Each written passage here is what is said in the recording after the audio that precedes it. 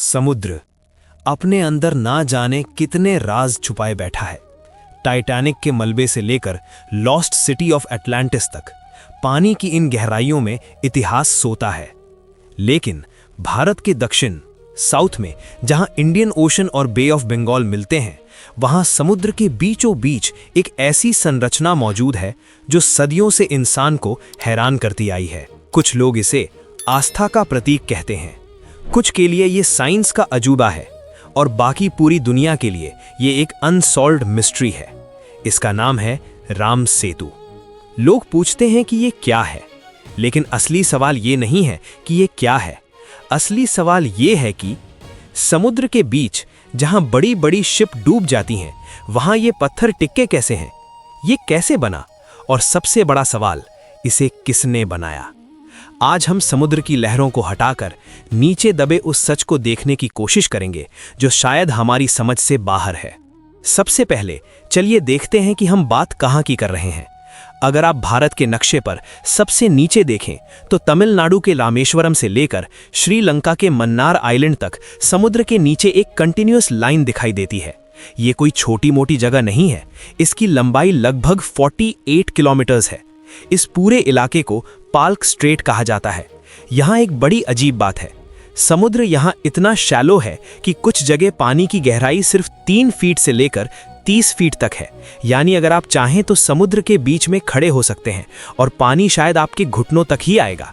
यही वजह है कि बड़ी शिप्स, जहाज भारत और श्रीलंका के बीच से सीधे नहीं गुजर सकती। उन्हें पूरा श्रीलंका घूम कर जाना पड़ता है।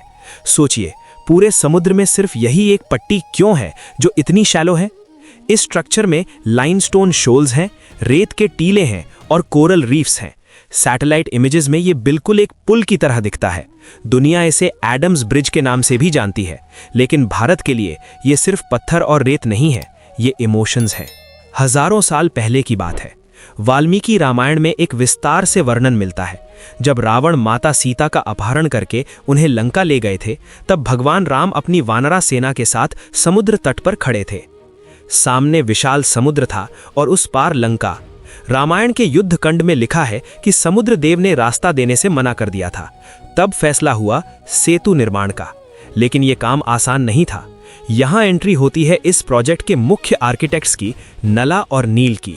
माना जाता है कि नला, जो विश्वकर्मा देवताओं के आर्किटेक्ट थे, उनके पास इंजीनियरिंग की वो नॉलेज थी जो उस वक्त किसी के पास नहीं थी। कहानी कहती है कि वानरा सेना ने बड़े बड़े पत्थर, पेड़ और चट्टानें इकट्ठी की और फिर एक चमत्कार हुआ। कहा जाता है कि जिन पत्थरों पर राम का नाम लिखा गया, वो पानी में डूबे नहीं, वो तैरने लगे, फ्लोट करने लगे। सिर्फ 5 दिन।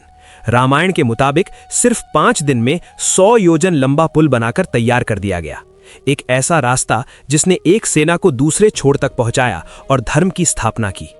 सदियों से लोग इसे सच मानते आए हैं, लेकिन 21वीं सेंचुरी में हमें प्रूफ चाहिए, हमें सबूत चाहिए। यहीं से शुरू होती है साइंस और आस्था की टकरार। साल था 2002।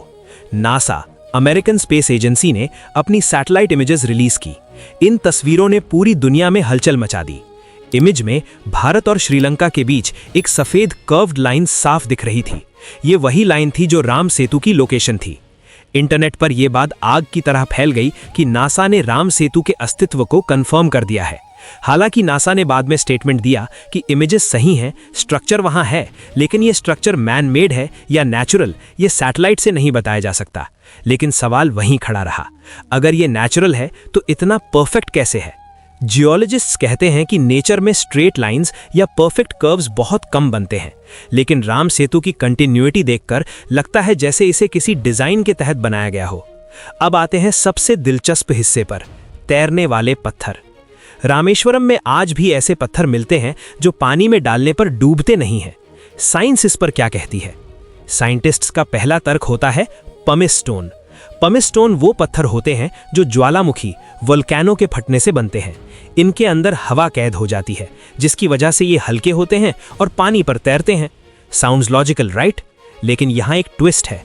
रामेश्वरम और उसके आसपास के हजारों किलोमीटर के एरिया में कोई ज्वालामुखी है ही नहीं, तो ये पमिस स्टोन्स आए कहां से?